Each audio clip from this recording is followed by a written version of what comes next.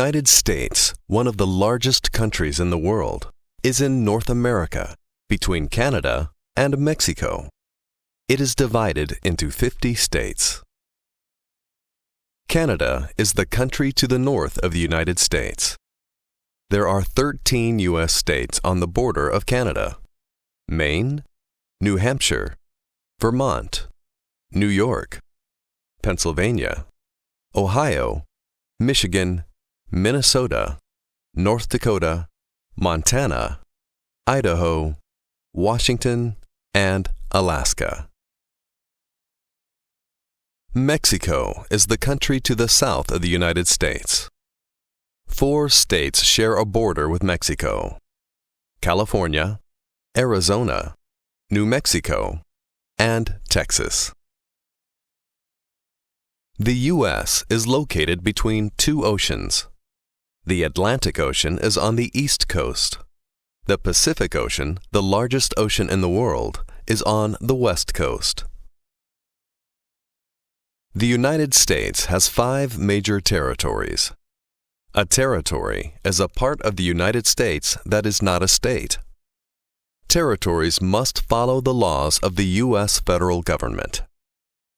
The 5 U.S. territories are Puerto Rico, U.S. Virgin Islands, American Samoa, Northern Mariana Islands, and Guam. There is a lot of variety in the geography of the U.S. It has mountains, deserts, lakes, and rivers. The 2 largest rivers in the U.S. are the Mississippi River and the Missouri River. They flow across many different states in the middle of the country. The United States is made up of 50 states and the District of Columbia. Each state has a capital city where the state government is located. Washington, D.C. is the capital of the United States. D.C. stands for District of Columbia. It is on the east coast of the U.S. The federal government is in Washington, D.C. The President lives and works in the White House in Washington, D.C. Don't confuse Washington, D.C. with the state of Washington, the state that borders Canada on the west coast. New York City is north of Washington, D.C. Many immigrants came to the U.S. by boat to New York. The Statue of Liberty is on an island in New York Harbor. For many people, the Statue of Liberty in New York Harbor is a symbol of freedom and starting a new life in the United States.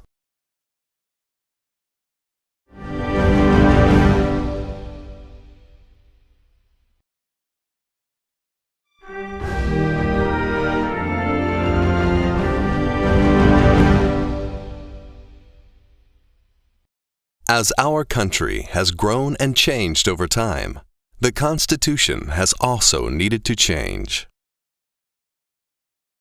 When the Constitution was written in 1787, some representatives believed that it did not strongly protect the rights of the people. So, a few years later, Congress agreed to make important changes to the Constitution. Changes to the Constitution are called amendments. In 1791, Congress added 10 important amendments.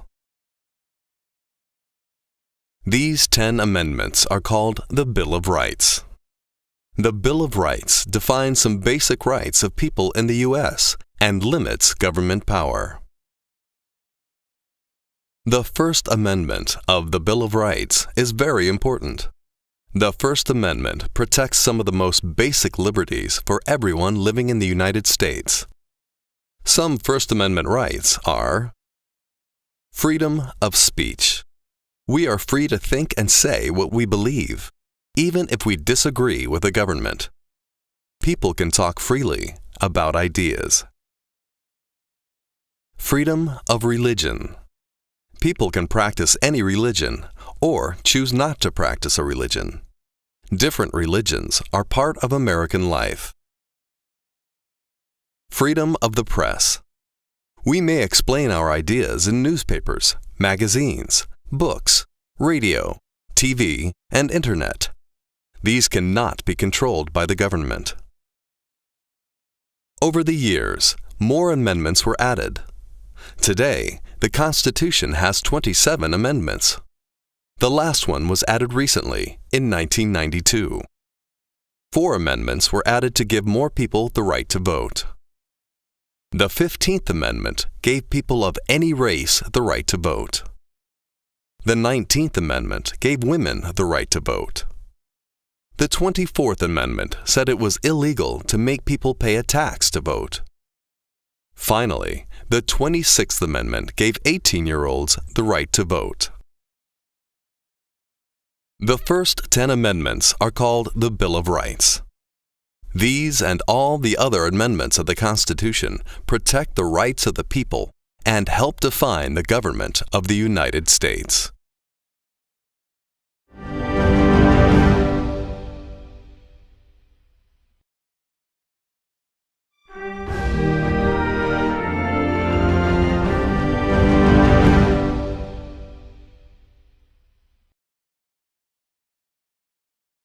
By the beginning of the 1800s, the United States had grown from the original 13 states to 16 states, but the country wanted more land to become larger. In 1803, President Thomas Jefferson bought the Louisiana Territory from France for $15 million. This territory doubled the size of the United States. Many Americans traveled into this land and continued traveling farther west. As the country grew, its problems grew too. The northern states and the southern states disagreed about many things. One big disagreement was slavery. Millions of Africans were taken to America and sold as slaves. People in the South owned most of the slaves. People in the South had large farms, and most slaves worked on the land. The South believed slavery was necessary for their economy and daily life. The South believed in states' rights. They believed each state should have the right to keep slavery legal. But many people in the North wanted to stop slavery in the whole country. What led to the Civil War? 3 main disagreements between the North and the South led to the Civil War. The problems were slavery, economic issues, and states' rights.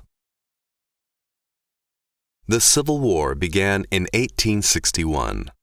This was a war between the states in the North and the states in the South. The Southern states did not want to be part of the United States anymore. They decided to become independent and started their own country called the Confederate States of America. The North wanted to keep all the states together and preserve the country. Abraham Lincoln became the president in 1861, just before the start of the Civil War. Lincoln led the country during the war, and he worked to keep the country together. Many people say that Lincoln preserved the Union. Abraham Lincoln issued the Emancipation Proclamation in 1863 during the Civil War. It said that the slaves in the southern states were free. The North won the war, and the South became part of the U.S. again.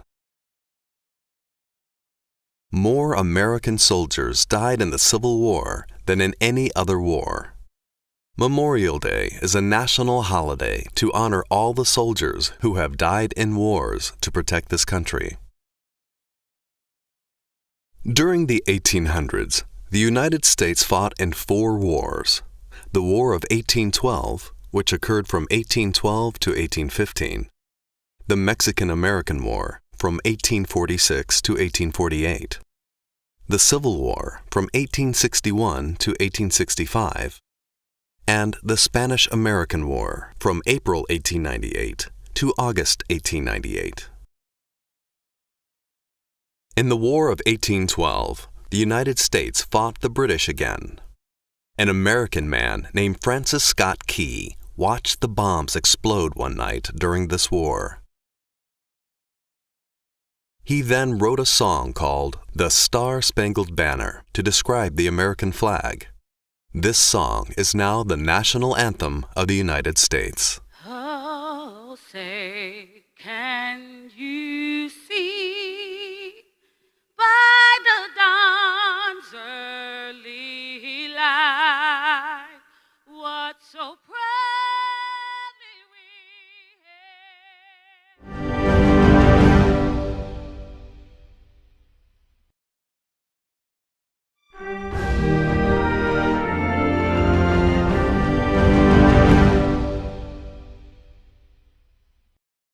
Since the early 1900s and into recent history, there have been wars, difficult times, and great leaders who have led the United States. Starting in 1914, many countries in Europe and other places were fighting in World War I. In 1917, German submarines attacked American ships.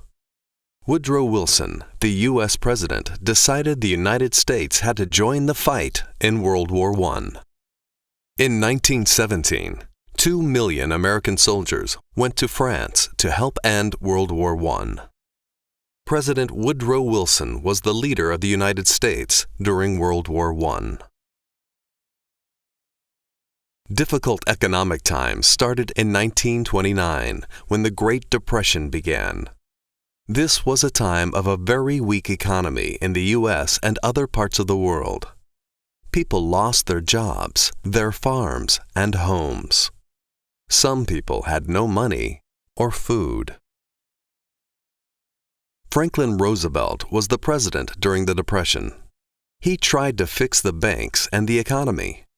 He helped Americans during the Depression with government programs. President Roosevelt was also the leader of the United States during World War II. In World War II, the United States fought Germany, Italy, and Japan. General Eisenhower helped the U.S. to win World War II.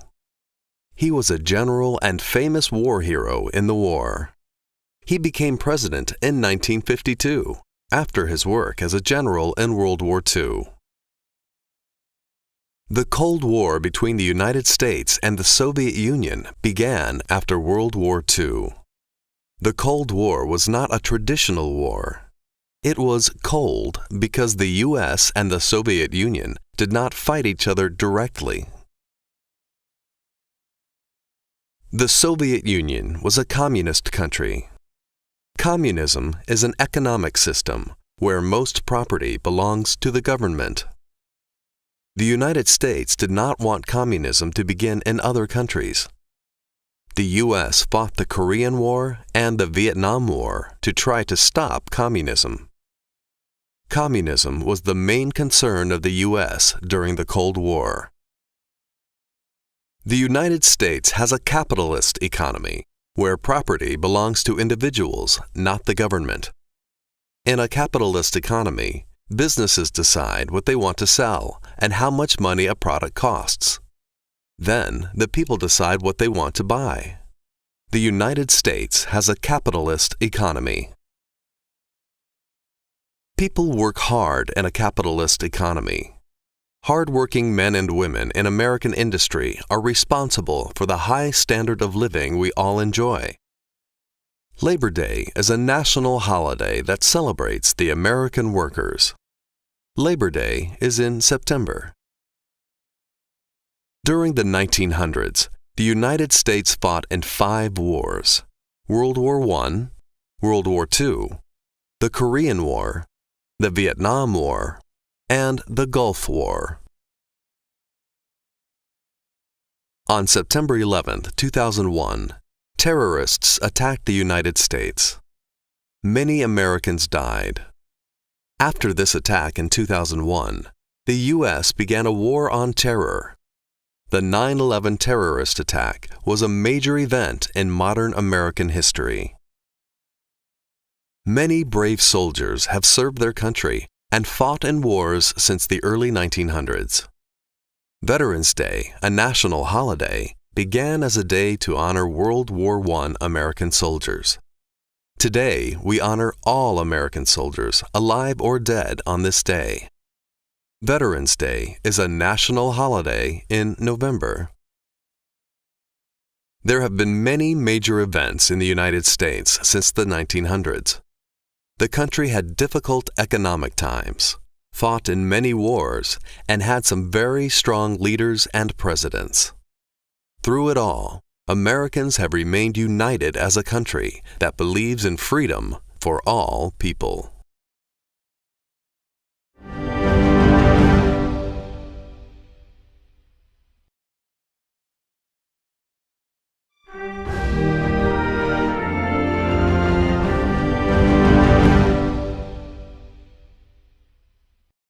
In the Declaration of Independence, Thomas Jefferson wrote that all men are created equal. But not all groups of people have always had equal rights in the United States. When the Constitution was written in 1787, only white men had the right to vote. Other people have had to fight for the right to vote and for civil rights. Many groups of people have organized, marched, protested, and petitioned to change the laws. They used their First Amendment rights, including the freedom of speech, freedom of assembly, and the right to petition the government. There are now 4 different amendments to the Constitution, allowing more people to vote. The 15th Amendment was added to the Constitution in 1870, after the Civil War and the end of slavery. This amendment said that men of any race could vote. Women, however, were not allowed to vote. As early as the 1850s, Susan B. Anthony, a leader in the women's rights movement, started working for women's rights and civil rights. Susan B. Anthony organized meetings and protests to support women's education and equality. She asked the government to give voting rights to women. It took more than 70 years for women to get the right to vote. In 1920, a constitutional amendment was added to allow women to vote. Susan B. Anthony is one of the leaders who fought for this important right for women. At this point, the Constitution said that men and women of any race could vote. But in many places, African Americans still did not have equal rights. Because of a long history of racial discrimination, American society was segregated or separated by race. African Americans had to go to separate schools and had to sit in separate places on a bus or drink from different drinking fountains. They were often not allowed to vote. To stop this racial discrimination, people started to organize and join the civil rights movement.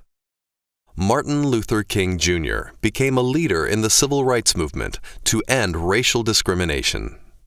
Starting in the 1950s, he fought for equality for African Americans and other people of color.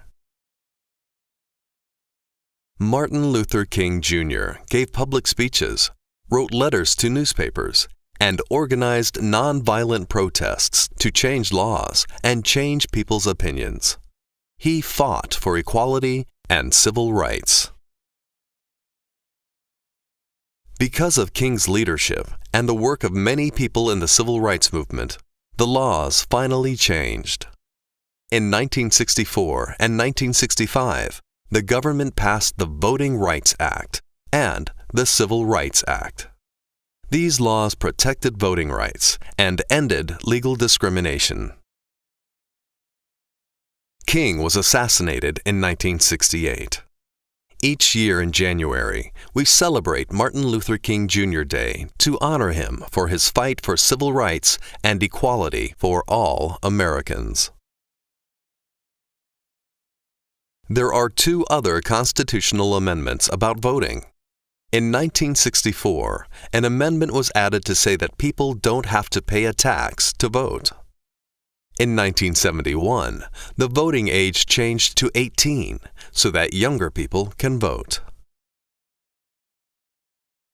Today, any citizen over the age of 18, male or female, of any race, can vote.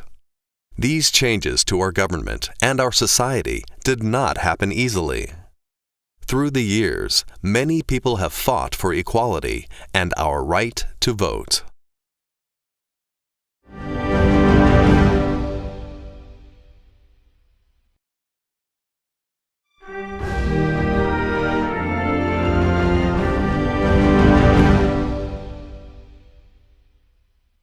The Founding Fathers of the United States wrote the Constitution to set up the federal government. The Constitution defines the government and says how it works. The authors of the Constitution divided the federal government into three branches: the legislative branch, the executive branch, and the judicial branch.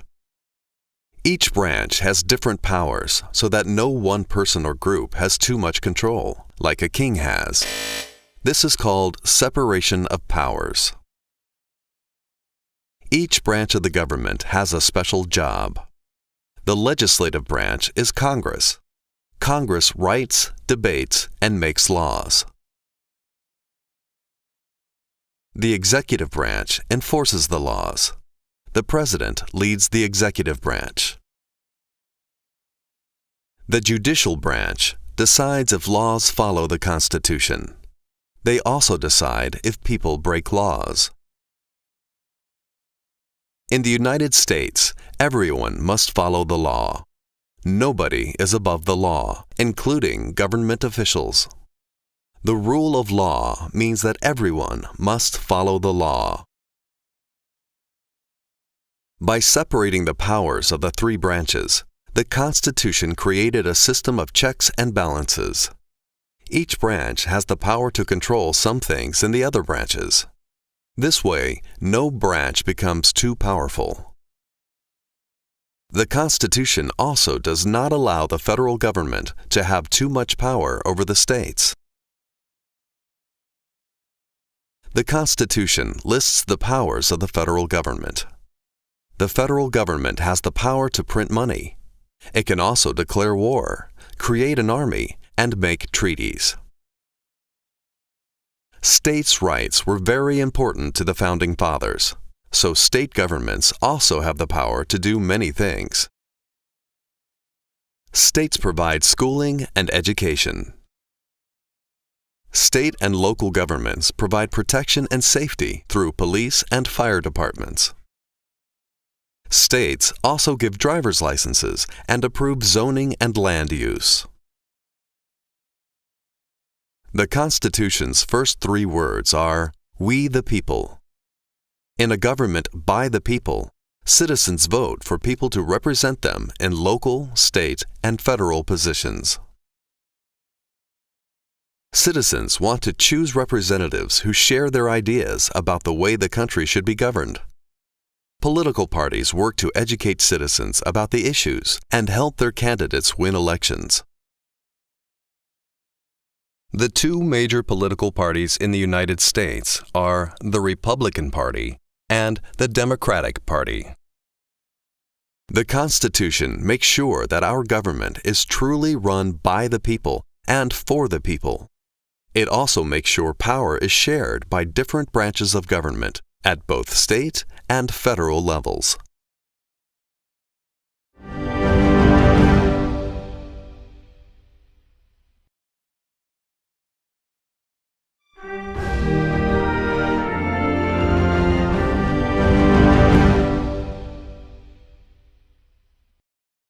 The executive branch, one of the three branches of government, is the part of government that makes sure the laws are followed. The President is the person in charge of the executive branch. As the leader of the executive branch, the President has many responsibilities. The President is responsible for signing bills into new laws. Before a law is official, it is called a bill. Members of Congress write and vote on the bill. Next, the President signs the bill and it becomes a law. The President signs bills to become laws. The President can also stop a bill from becoming a law. This is called a veto. If the President doesn't like a bill, he can say no. He can refuse to sign it. The President vetoes bills. The President is the leader or the commander-in-chief of the U.S. military. The military is the Army, Navy, Air Force, and Marines. All military generals report to and take orders from the President. The Vice President helps the President. If something happens to the President, the Vice President becomes the new President. This happened when Vice President Lyndon Johnson became President after President John Kennedy was killed in 1963. The President chooses a group of people who help run the government. This group is called a cabinet.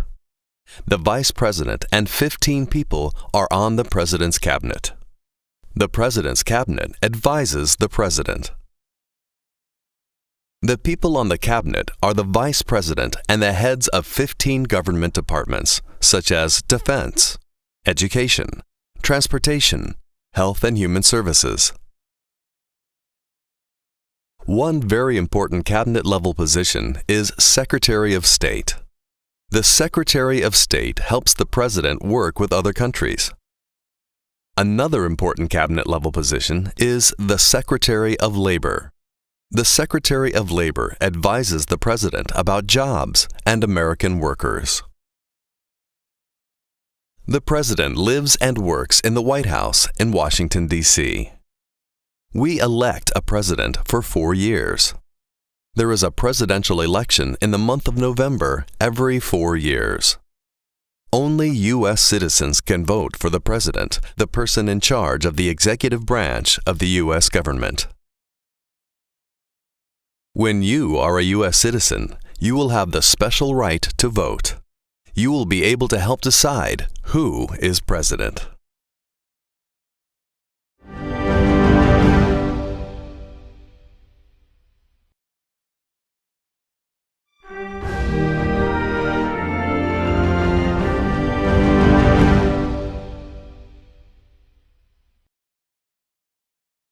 The U.S. federal government has 3 main branches. The legislative branch, also called Congress, makes laws. Members of Congress introduce new ideas for laws, discuss the ideas, and vote on them. These are called bills. Congress then sends the bill to the President to sign. When the President signs a bill, it becomes a law. Congress has 2 parts, the Senate and the House of Representatives. There are 100 senators in the Senate. Each of the 50 states has 2 senators. A U.S. senator represents all the people in his or her state. Every 6 years, we vote for our senators. A senator serves for 6 years and then must be re-elected. There is no limit to the number of times a senator can be elected. In the House of Representatives, there are 435 voting members. Each state has a different number of representatives depending on the population of that state. For example, California has a large population, so it has 53 representatives. However, Alaska has a much smaller population, so it has only 1 representative. Every 2 years, we vote for our representatives. We call the person we elect our representative, or congressman or congresswoman. A U.S. representative serves for 2 years and then must be re-elected. There is no limit to the number of times a U.S. representative can be elected. It's important to know who your representatives are. The Speaker of the House is the leader of the House of Representatives. If both the President and Vice President can no longer serve, the Speaker of the House of Representatives will become the next President of the United States. This has never happened before. Senators and House representatives in Congress represent the people of their state. As a citizen, you can elect people in your state who will represent you in Washington, D.C. They represent you, your state, and your community when they serve in Congress.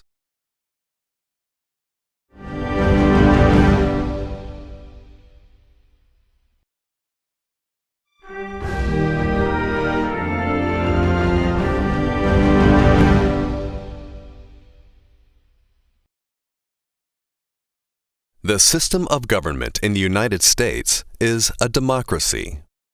This means that U.S. citizens vote to choose the people who serve in our government. Because of this, our government representatives have the responsibility to listen to citizens and make decisions based on citizens' opinions. In fact, American democracy only works because people are active and involved in government. Voting is one of the best ways for citizens to participate in democracy. When we vote, we elect people to represent us in local, state, and national government. For example, people in every state choose state representatives and a governor in elections. In national elections, we elect representatives and senators to serve in Congress in Washington, D.C.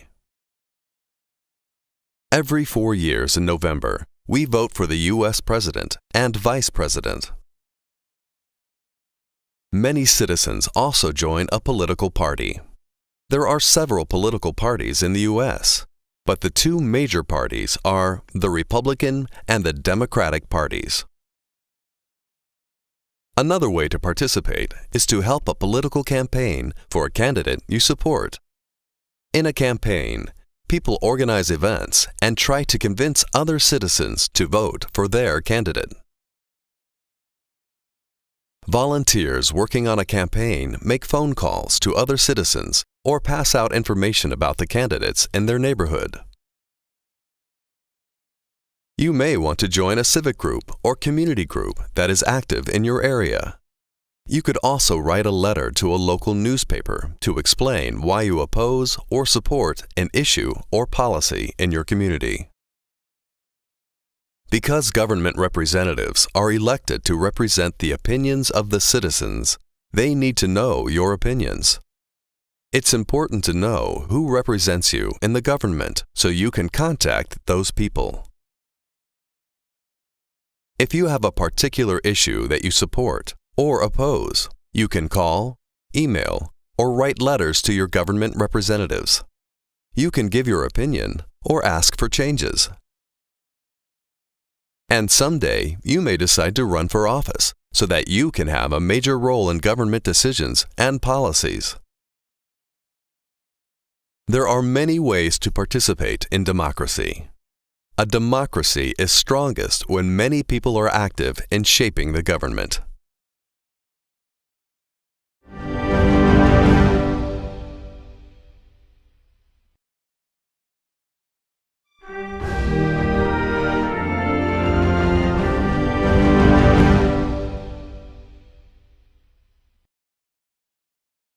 People who live in a democracy enjoy freedom and many rights. We also have responsibilities. Citizens have some different rights and responsibilities than non-citizens. All people living in the U.S. have many rights under the First Amendment. We have the rights to free speech, free expression, and freedom of the press. We have freedom of assembly and the right to petition the government. In addition, we have the right to bear arms, and we also have freedom of religion. These rights are for all people in the United States, citizens and non-citizens. Some rights are for U.S. citizens only. For example, only citizens can vote in federal elections. There is no law that requires voting, but all citizens over age 18 may vote. Citizens can also run for federal office. They can try to be elected as a senator or representative. Naturalized citizens have served in Congress, but only native-born citizens can run for president.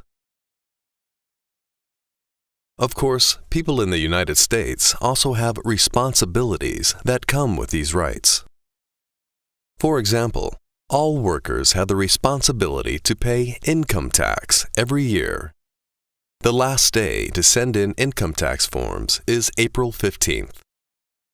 One responsibility of citizens and non-citizens is only for men.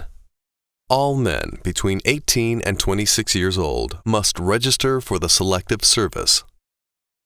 When you register, you tell the government that you will serve in the military if necessary. You are not joining the military when you register. Another responsibility only for U.S. citizens is to serve on a jury when needed. If you receive a letter about jury service, you must respond. Applying for U.S. citizenship is a long process. The final step at your naturalization ceremony is to take an oath of allegiance to the United States. With this oath, you make several serious promises. When you make the oath of allegiance, you promise to be loyal to the U.S. and not to other countries. You promise to defend the Constitution and obey U.S. laws. You also promise to serve in the military or serve the United States in another way if the government needs your help. Many people come to the United States for the freedom and liberty we enjoy in our country. Along with this freedom comes the responsibility of loyalty to the laws, to our fellow citizens, and to the country.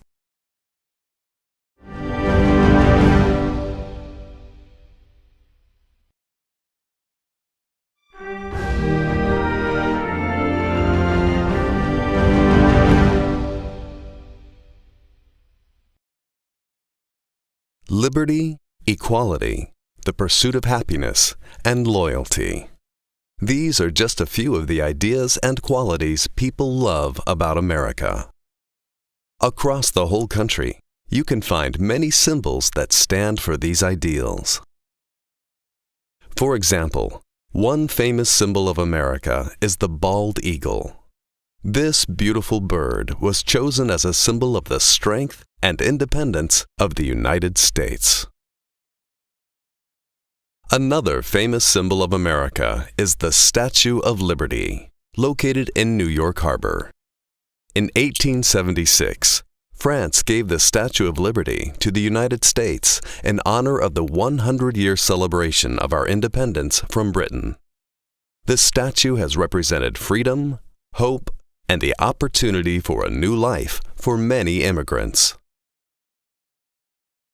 The American flag is a very important symbol of our country. The 13 red and white stripes of the flag stand for the original 13 colonies. These colonies became the first 13 states. The flag also has 50 stars to represent the 50 states that currently form the United States. The flag is also the subject of our national anthem, the Star-Spangled Banner. The song describes the joy of seeing the American flag waving during the War of 1812. It meant the Americans had won the fight.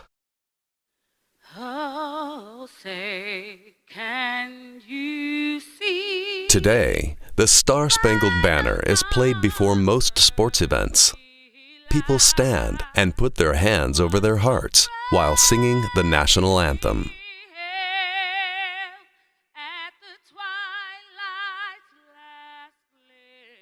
Allegiance is another word for loyalty. We pledge or promise our loyalty to the U.S. when we say the Pledge of Allegiance to the flag. These are the words of the Pledge of Allegiance. I pledge allegiance to the flag of the United States of America and to the republic for which it stands, one nation under God, indivisible, with liberty and justice for all. Our national holidays honor important people and events in our history. They show the importance of independence, service, and tradition to the American people. Some national holidays honor important events in the history of our country. For example, when the Declaration of Independence was signed in 1776. Some national holidays honor the heroes of our country. Heroes who helped start our country, who helped to grow the rights of the people, and heroes who protect us. As an important general in America's War of Independence and the first president, George Washington was one of our nation's first heroes. For this reason, George Washington is called the father of our country. Another important president, Abraham Lincoln, freed the slaves and helped to keep the country together during the Civil War. We celebrate President's Day in February to honor Washington, Lincoln, and other presidents in our country's history. Another hero from more recent history is Martin Luther King Jr. Martin Luther King Jr. was a civil rights leader who fought for equality for all Americans. Martin Luther King Jr. Day is a national holiday in January. Veterans Day is a holiday to honor and thank the many soldiers who have served our country. These men and women protect our freedom and our way of life with their heroic service. Veterans Day is November 11th. On Memorial Day, we honor the soldiers who have died while serving in the U.S. military. Memorial Day is the last weekend in May. Many people think of this holiday as the start of summer, and they plan outdoor activities with friends and family for the long holiday weekend. Americans are very proud of their freedom and independence, and the celebration of Independence Day is one of the most popular American holidays. Celebrated on the 4th of July in the middle of summer, people enjoy parades and family parties at the beach, in a park, or in their backyards. Many large fireworks displays in the evening are the highlight of the day. We celebrate Independence Day on July 4th every year because the Declaration of Independence was signed on that day in 1776. On Labor Day, the first Monday in September, we honor the working men and women of the country who are responsible for America's prosperity. Traditionally, the school year began right after Labor Day, so this 3-day weekend holiday was the unofficial end of summer. Some national holidays are traditions that started long ago. Our Thanksgiving Day tradition started when the original English colonists shared a large meal with American Indians who helped the colonists when they arrived here. Since that time, American families gather on Thanksgiving Day to enjoy a traditional turkey dinner. People often share their feelings of thankfulness for the good things in their lives. Every year, we celebrate Thanksgiving on the third Thursday in November. Leadership, courage, service, independence, unity, and tradition. These are some of the qualities that Americans honor and celebrate in our symbols and national holidays.